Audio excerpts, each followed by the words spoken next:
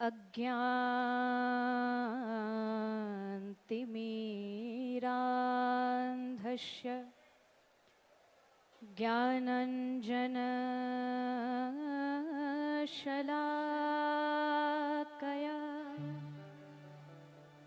चक्षुरुन्मीलितं येन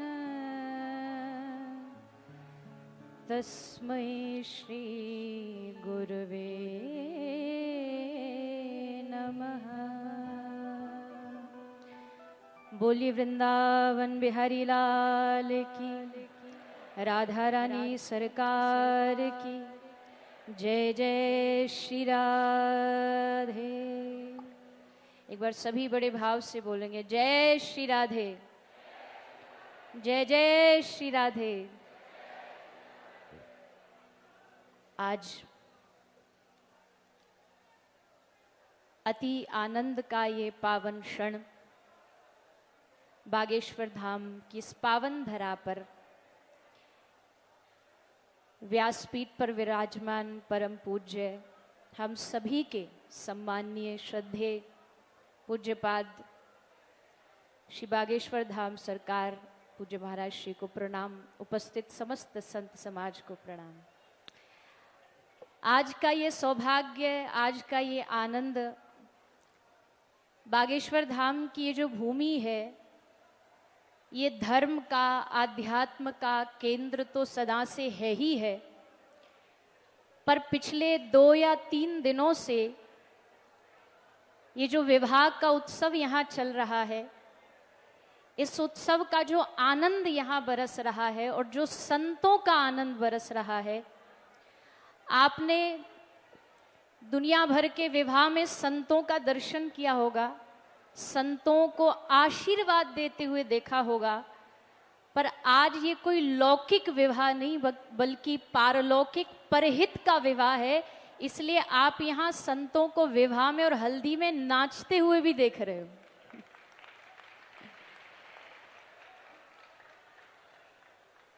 जिन संतों को, महापुरुषों को कल का जो हल्दी की लीला हुई, अच्छा आशीर्वाद देते हुए भी देखोगे, कभी कभी हो सकता है विवाह में नाचते हुए भी देख लोगे, पर हल्दी में कुर्ता फाड़ते हुए तो आपने यही देखा होगा।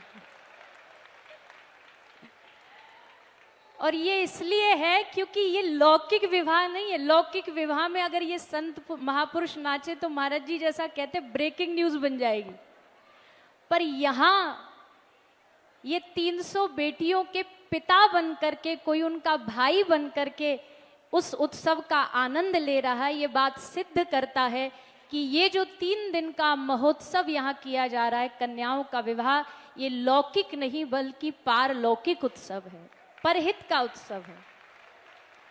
परम पूज्य महाराज श्री, आपका मार्गदर्शन, आपका परिश्रम, आपका पुरुषार्थ जो आप पूरे वर्ष करते हैं कन्या विवाह के लिए, यात्रा के लिए, जब तक महाराज श्री से भेंट नहीं हुई थी, क्योंकि पिछले कन्या विवाह के समय ही पूज्य महाराज श्री का दर्शन हुआ, तो मुझे एक गलतफहमी थी। गलतफहमी क्या थी कि हम बड़ी मेहनत करते हैं, बड़ा परिश्रम करते हैं, कथाओं में जाते हैं, ये करते हैं, बड़ी मेहनत है हमारी।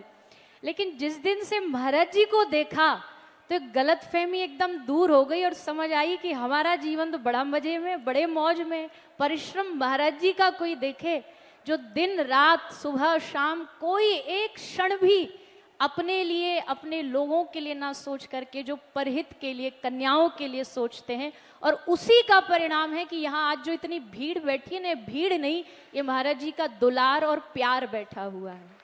आप सब एक आवाहन पर चुंबक की तरह खिंचे चले आते हैं।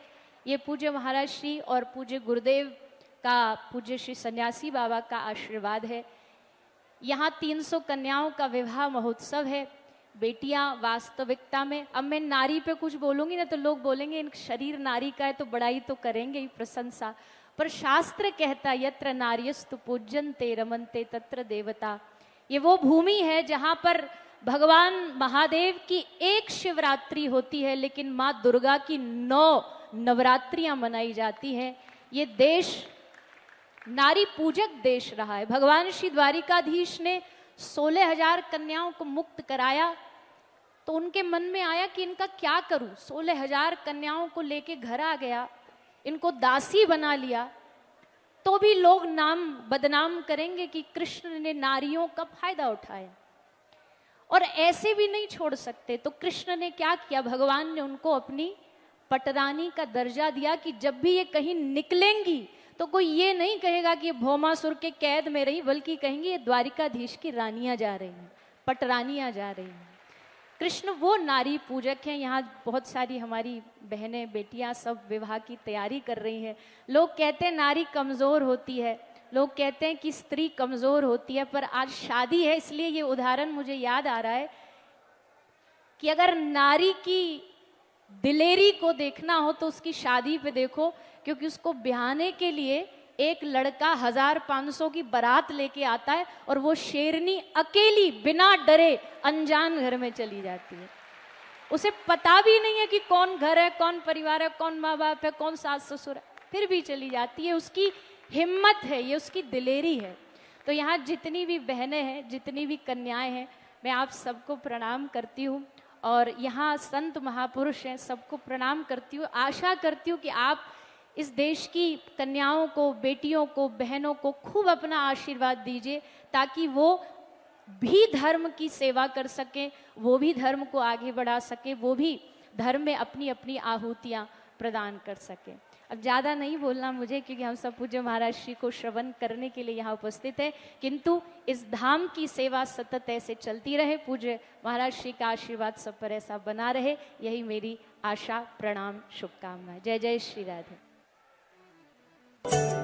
बालाजी महाराज के कृपा पात्र बागेश्वर धाम पीठाधीश्वर परम पूज्य धीरेन्द्र कृष्ण शास्त्री जी महाराज का पावन संकल्प।